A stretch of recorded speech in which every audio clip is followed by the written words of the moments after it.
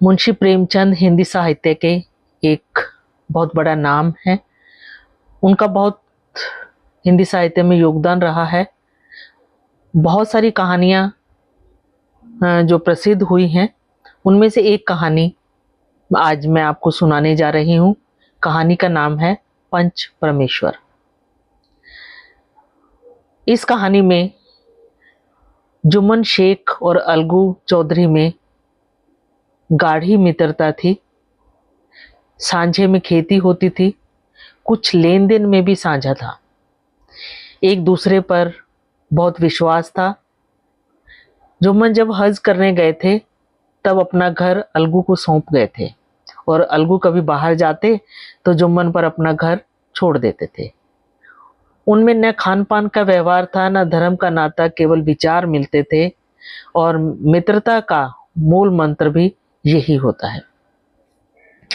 इसी मित्रता का जन्म उस समय हुआ जब दोनों मित्र बालक ही थे। जुम्मन के पूज्य पिता जुमराती उन्हें शिक्षा देते थे। अलगू ने गुरु जी की बहुत सेवा की, खूब रकाबियां मांझी, प्याले धोए। उनका हुक्का एक क्षण के लिए भी विश्राम न लेने पाता था, क्योंकि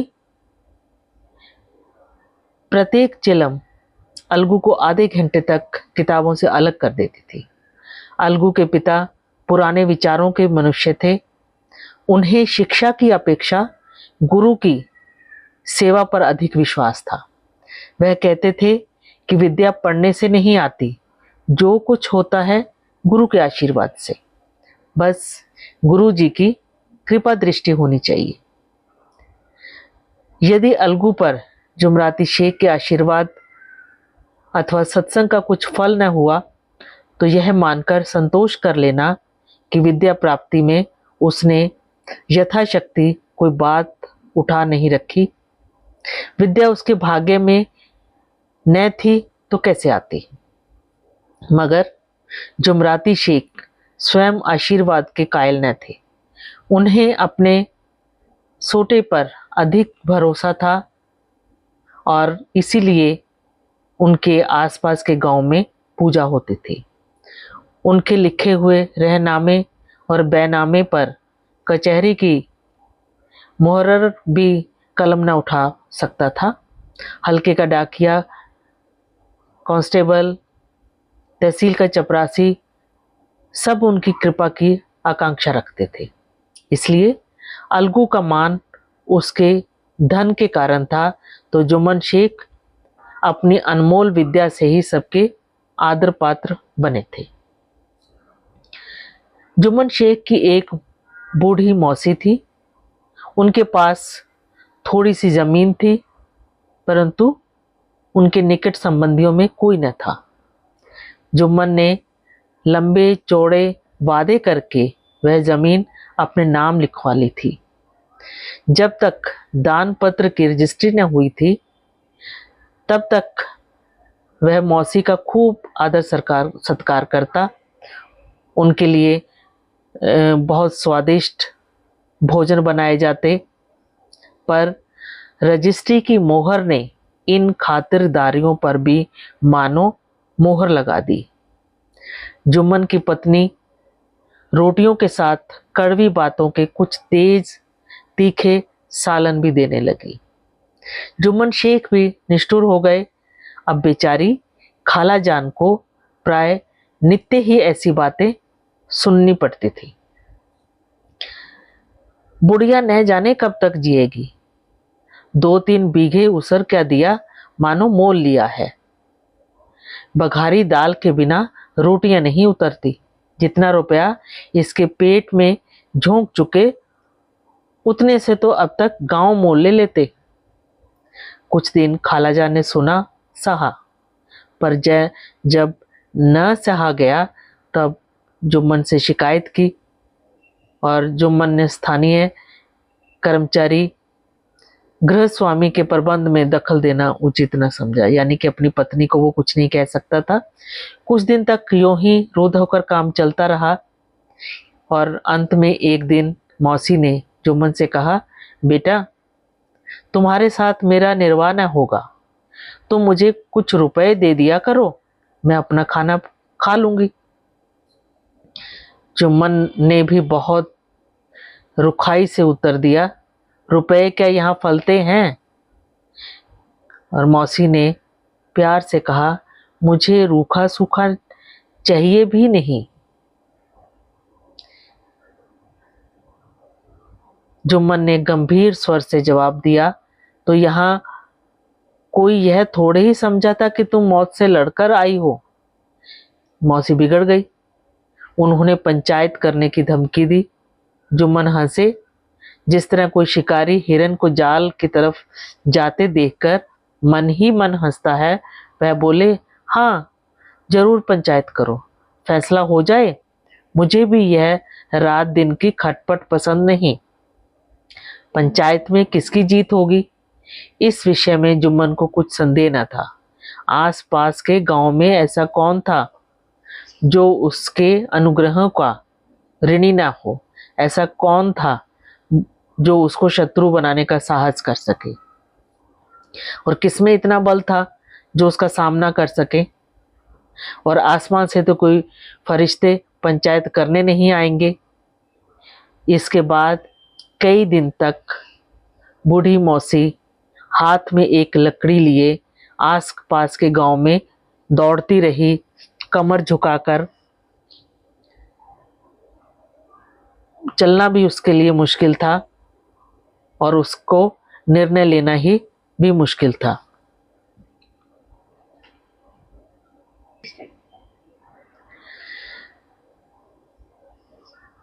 बिरला ही कोई आदमी होगा जिसके सामने बुढ़िया ने दुख के आंसू न बहाए हों। किसी ने तो यूं ही ऊपरी मन से हाँ हूं करके टाल दिया, तो किसी ने इस अन्याय पर जमाने को गालियां दी। आज मरे कल दूसरा दिन, अब तुम्हें क्या चाहिए? रोटी खाओ और अल्लाह का नाम लो। तुम्हें अब खेती बाड़ी से क्या मतलब है? जिन्होंने उस अबला के दुखड़े को गौर से सुना हो, उन्होंने सांत्वना दी। चारों ओर घूम घाम कर बेचारी अलगू चौधरी के पास आई, लाठी पटक दी और दम लेकर बोली, बेटा तुम भी दम भर के लिए मेरी पंचायत में चले आना। अलगू, मुझे बुलाकर क्या करोगी? कई गांव के आदमी तो आवेंगे ही। मौसी अपनी विपदा तो सबके सामने रो आई। अब न आने का अख्तियार उनको है। अलगू को यूं आने को आ जाऊंगा, मगर पंचायत में मुंह न खोलूंगा। मौसी ने कहा, क्यों बेटा? अब इसका क्या जवाब दूं? अपनी खुशी, जुम्मन मेरा पुराना मित्र है, उससे बिगाड़ नहीं सकता। मौसी बोली, बेटा क्या बिगाड़ के डर से ईमान की बात कहोगे? ईमान की बात न कहोगे? हमारे सोए हुए धर्म ज्ञान की सारी संपत्ति लुट जाए तो उसे खबर नहीं होती, परंतु ललकार सुनकर वह सचेत हो गया। फिर उसे कोई जीत नहीं सकता। अलगू इस सवाल का कोई उत्तर न दे सका, पर उसके हृदय में ये शब्द गूंज रहे थे, क्या बिगाड़ के डर से ईमान की बात न कहोगे? संध्या समय एक पेड़ के नीचे पंचायत बैठी और शेख जुम्मन ने पहले से ही फर्श बिछा रखा था और अब अलगू चौधरी के साथ दूर जाकर बैठे हुए थे। जब पंचायत में कोई आ जाता तब दबे हुए सलाम से उनका स्वागत करते। जब सूर्य अस्त हो गया और बुलाए हुए महाशयों में से केवल वे ही लोग पधारे थे जिन्हें जुम्मन से अपनी कुछ कसर निकालनी थी। चारों ओर कोलाहल मच रहा था। पंचायत लोग बैठ गए तो बूढ़ी मौसी ने सबसे विनती की, पंचो, आज 3 साल हुए मैंने अपनी सारी जायदाद अपने भांजे जुम्मन के नाम लिख दी थी। इसे आप जानते ही होंगे। जुम्मन ने तो मुझे हमेशा के लिए रोटी कपड़ा देना कबूल किया था।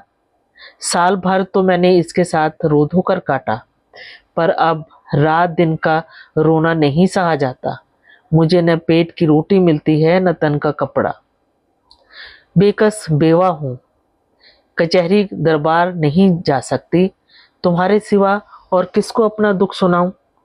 तुम लोग जो राह निकालो उसी राह पर चलूंगी।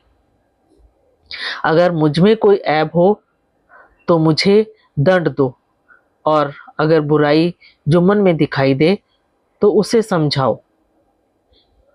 क्यों एक बार फिर जो पंच कहेंगे वही मानना पड़ेगा।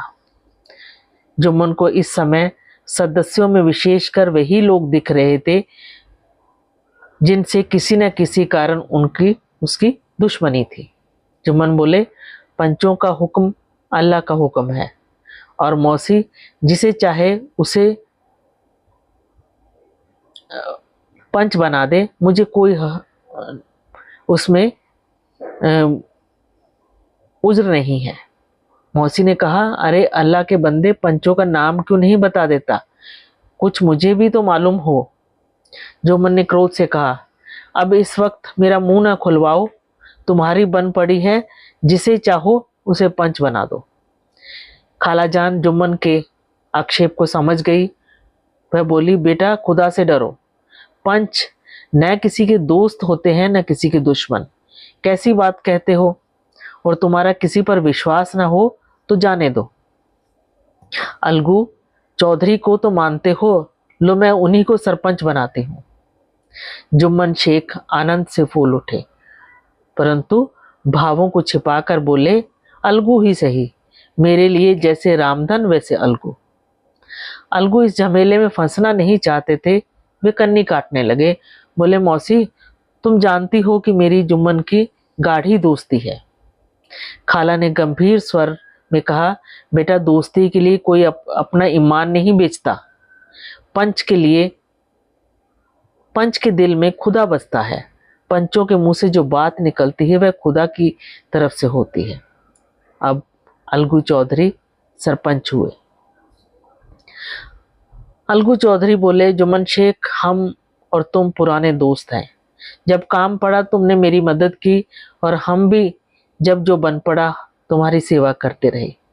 मगर इस समय तुम और बूढ़ी मौसी दोनों हमारी निगाह में बराबर हो। तुमको पंचों से जो कुछ अर्ज करनी हो करो। जुम्मन को विश्वास था कि अब बाजी मेरी है। अलगू यह सब दिखावे के लिए कर रहा है। तो उसने शांत मन से कहा, पंचों 3 साल हुए खाला जान ने अपनी जायदाद मेरे नाम कर दी थी, और मैंने उसे हमेशा खाना कपड़ा देना कबूल किया था। खुदा गवाह है, आज तक मैंने खाला जान को यानी अपनी मौसी को कभी तकलीफ नहीं होने दी। मैं उसे अपनी माँ के समान समझता हूँ, और औरतों में जरा अनबन रहती है जो मेरे बस में नहीं, और इसी कारण मौसी मुझसे हर महीने खर्च मांगती है। जायदाद जितनी है वह पंचों से छिपी नहीं। इससे इतना ज़्यादा मुनाफा नहीं हो सकता कि मैं उसको हर महीने खर्चा दे सकूं। बस यही कहना है, और जो फैसला आप करना चाहें करें। अलगू चौधरी को हमेशा कचहरी से काम पड़ता था। वह पूरा कानूनी आदमी था। उसने जुम्मन से जिरह शुरू की। एक एक प्रश्न जुम्मन के हृदय पर हथौड़े की तरह चोट पड़ती थी, और रामधन तो उसके प्रश्नों पर एकदम मुग्ध हुए जाते थे। और जुम्मन हैरान था कि अलगू को क्या हो गया।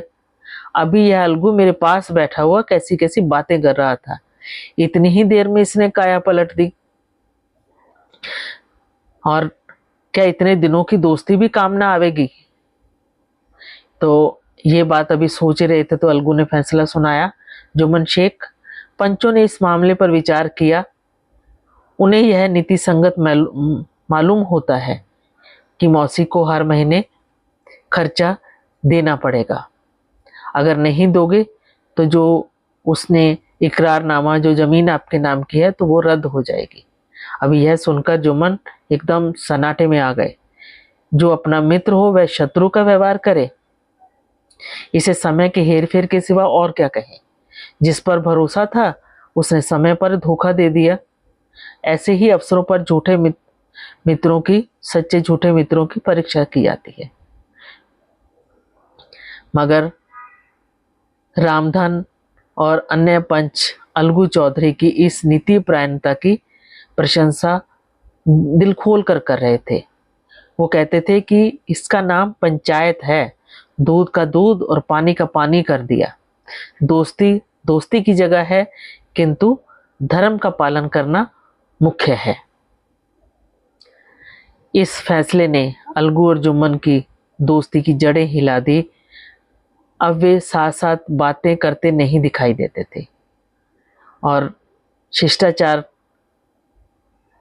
का अधिक व्यवहार होने लगा। एक दूसरे के अवभक्त ज्यादा करने लगे। मिलते तो थे पर हमेशा एक दूसरे से उससे बदला लेने की सोचते। जुम्मन को भी बदला लेने का अवसर जल्द ही मिल गया। पिछले साल अलगू चौधरी ने एक बैलों की जोड़ी खरीदी थी। जो बैल बहुत सुंदर थे और गांव के लोग उसको देखने आया करते थे। और ये सोचिए कि जुम्मन की पंचायत के 1 महीने बाद इस बैलों की जोड़ी में से एक बैल मर गया। जुम्मन ने दोस्तों से कहा, यह दगाबाजी का सजा है। और अलगू को संदेह हुआ कि जुम्मन ने कहीं बैल को विष न दे दिया हो। उसने कहा, जुम्मन ने कुछ कर करा दिया है। और यही बातें हमेशा आपस में वो इधर उधर करते रहते। अब अकेला बैल किस काम का? उसका जोड़ बहुत ढूंढा गया पर न मिला। निदान यह सलाह ठहरी कि इसे बेच दिया जाए। और गांव में एक समझू साहू थे। वह इक्का गाड़ी चलाते थे। गांव के गुड़ घी लाद कर मंडी ले जाते और वह बैल उन्होंने खरीद लिया।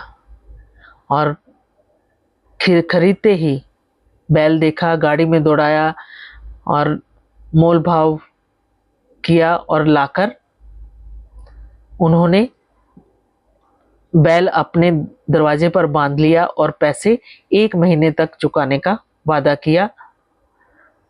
तो चौधरी को भी गरज थी, घाटे की परवाह न की। समझू साहू ने नया बैल पाया तो लगे उसे रगेदने।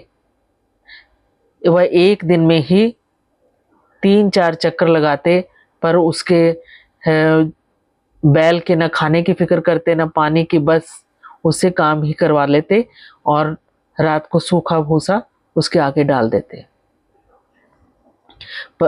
अलगू चौधरी के घर तो वह बैल चैन की बंसी बजाता था और हमेशा खुश रहता था। उसके खाने पीने का बहुत ध्यान रखा जाता था और यहाँ आकर उसकी हड्डियां निकल आई। एक दिन चौथी खेप में साहू जी ने उस बैल पर दुगुना बोझ डाला। दिन भर का थका जानवर, उससे पैर नहीं उठाए जा रहे थे, पर साहू उसको कोड़े मारने लगा और बैल कलेजा तोड़कर कुछ दूर चला दौड़ा। पर साहू जी को जल्दी पहुंचने की फिक्र थी और वो उसको मारने लगे। और बैल की शक्ति अभी जवाब दे चुकी थी और वह धरती पर गिर पड़ा और ऐसा गिरा कि दोबारा नहीं उठ सका। और साहू उसको गिरे हुए को भी मारने लगे। और जब उन्होंने देखा कि बैल इस दुनिया को छोड़ के जा चुका है, तो उन्होंने उसको खोलकर अलग किया और सोचने लगे कि अभी गाड़ी से घर कैसे पहुंचे। बहुत चीखे चिल्लाए पर कोई नजर ना आया। आसपास कोई गांव न था। अभी ना तो वो घर जा सकते थे और ना ही वहां रहना उनको सही लग रहा था। और फिर भी बैल को बोल रहे थे कि रास्ते में ही मर गया, अब गाड़ी कौन खींचेगा। और कई बोरे गुड़ और कई पीपे घी बेचे थे और जो 200-250 उनके पास थे। सिवा गाड़ी पर कई बोरे नमक के थे और उनको छोड़ के भी नहीं जा सकते थे। और बेचारे अभी गाड़ी पर ही लेट गए और रात जागने की ठान ली। इस तरह साहू जी आधी रात तक तो जागते रहे और जब जाग रहे तो उसकी रक्षा कर रहे थे अपने सामान की, पर उनको बीच में नींद लगी और जैसे ही सुबह हुई नींद टूटी और कमर पर हाथ रखा तो थैली गायब। घबराकर इधर उधर देखा तो कई कनस्तर तेल भी न दारत। अभी अफसोस में बेचारे ने सिर पीट लिया और रोते बिलखते अपने घर पहुंचे। और सहु आइन ने जब यह बुरी बात सुनी तो वह भी बहुत रोई और अलगू चौधरी को गालियां देने लगी। इस घटना को कई महीने बीत गए।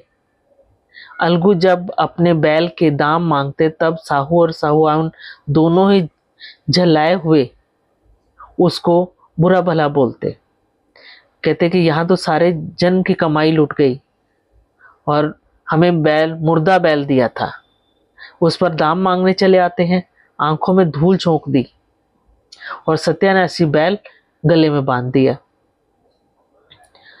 अब महीने भर के बीत जाने के बाद वो पैसा देने को मना कर रहे थे और चौधरी के अशुभ चिंतकों की कमी न थी। ऐसे अवसरों पर सब इकट्ठे हो जाते और उसके बातों की पुष्टि करने लगते, परंतु 150 रुपये में इस तरह हाथ धो लेना आसान न था। एक बार वह भी गर्म हुए और उनका शोरगुल सुनकर बहुत सारे गांव के लोग इकट्ठे हो गए। उन्होंने दोनों को समझाया, साहू जी को दिलासा देकर घर से निकाला और सलाह देने लगे कि इस तरह से काम न चलेगा, पंचायत कर लो, जो कुछ तय हो जाए उसे स्वीकार कर लेना। साहू जी राजी हो गए और अलगू ने भी हामी भर ली। पंचायत की तैयारियां होने लगी। दोनों पक्षों ने अपने अपने दल बनाने शुरू किए। उसके बाद तीसरे दिन उसी वृक्ष के नीचे पंचायत बैठी। वही संध्या का समय था और राम मिश्र ने कहा, अब देरी क्या है, पंचों का चुनाव हो जाना चाहिए। बोलो चौधरी, किस किस को पंच बनाते हो? अलगू ने दीन भाव से कहा, समझू साहू ही चुन ले। समझू खड़े हुए और कड़क कर बोले, मेरी ओर से जुम्मन शेख। जुम्मन शेख का नाम सुनते ही अलगू चौधरी का कलेजा धक धक करने लगा और रामधन अलगू के मित्र थे, वह बात को ताड़ गए। पूछा, क्यों चौधरी, तुम्हें कोई उजर तो नहीं? चौधरी ने निराश होकर कहा, नहीं, मुझे कुछ भी उज्र नहीं होगा। अपने उत्तरदायित्व का ज्ञान बहुधा हमारे संकुचित व्यवहारों का सुधारक होता है। जब हम राह भूलकर भटकने लगते हैं तब यही ज्ञान हमारा विश्वसनीय पथ प्रदर्शक बन जाता है। जुम्मन शेख के मन में भी सरपंच का उच्च पद ग्रहण करते ही अपनी जिम्मेदारियों का भाव पैदा हुआ। उसने सोचा, मैं इस वक्त न्याय और धर्म के सर्वोच्च आसन पर बैठा हूं। मेरे मुंह से जो भी निकलेगा वह देववाणी के समान है और मुझे इस सत्य से एक जरा भी नहीं हटना है। पंचों ने दोनों पक्षों से सवाल जवाब शुरू किए। बहुत देर तक दोनों दल अपने अपने पक्ष का समर्थन करते रहे। इस विषय में सब सहमत थे कि समझू को बैल का मूल्य देना चाहिए, परंतु दो महाशय इस कारण रियायत करना चाहते थे कि बैल के मर जाने से समझू को हानि हुई और दो सभ्य मूल के अतिरिक्त समझू को भी दंड देना चाहते थे। अंत में जुम्मन ने फैसला सुनाया, अलगू चौधरी और समझू साहू, पंचों ने तुम्हारे मामले पर अच्छी तरह विचार किया। समझू को उचित है कि बैल का पूरा दाम दे। जिस वक्त उन्होंने बैल दिया उसे कोई बीमारी न थी। अगर उसी समय दाम दिए जाते तो आज समझो उसे फेर लेने का आग्रह न करते। बैल की मृत्यु केवल इस कारण हुई कि उससे ज्यादा काम लिया गया और उसके खाने पीने का, उसके दाने चारे का कोई अच्छा प्रबंध न किया गया। रामधन मिश्र बोले, समझू ने बैल को जानबूझकर मारा है और उसे दंड मिलना चाहिए। जुम्मन बोले, यह दूसरा सवाल है, हमें इससे कोई मतलब नहीं। साहू ने कहा, समझू के कारण कुछ रियायत होनी चाहिए। जुम्मन बोले, यह अलगू चौधरी की इच्छा पर निर्भर है कि वे रियायत करें तो उनकी भलमनसी। अलगू चौधरी फूले न समाये उठ खड़े हुए और जोर से बोले, पंच परमेश्वर की जय। और इसके साथ ही चारों ओर यही ध्वनि सुनाई दी, पंच परमेश्वर की जय। प्रत्येक मनुष्य जुम्मन की नीति को सराहता था। इसे कहते हैं न्याय। यह मनुष्य का काम नहीं, पंच में परमेश्वर वास करते हैं, यही उनकी महिमा है। थोड़ी देर बाद जुम्मन अलगू के पास आए और उसके गले लिपट कर बोले, भैया, जब से तुमने पंचायत की तब से मैं तुम्हारा प्राण घातक शत्रु बन गया था, पर आज मुझे ज्ञात हुआ कि पंच के पद पर बैठकर न कोई किसी का दोस्त होता है न दुश्मन। न्याय के सिवा उसे कुछ नहीं सूझता। आज मुझे विश्वास हो गया कि पंच की जुबान से खुदा बोलता है। अलगू रोने लगे।